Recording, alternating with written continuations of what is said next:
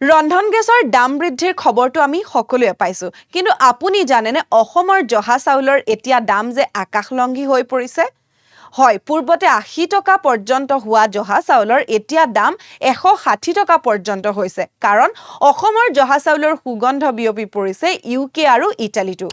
শেহতীয়াকৈ এপিডিয়ে অসমৰ পৰা এক বুজন পৰিমাণৰ জহা চাউল ইউনাইটেড কিংডম আৰু ইটালীলৈ ৰপ্তানি কৰিছে আৰু এয়া হৈছে অসমৰ কৃষকসকলৰ বাবে এক শুভ বাৰ্তা অসমৰ কৃষকসকলে বৰ্তমান সময়ত জহা চাউলৰ প্ৰডাকচন বৃদ্ধিৰ ক্ষেত্ৰত গুৰুত্ব দিয়া উচিত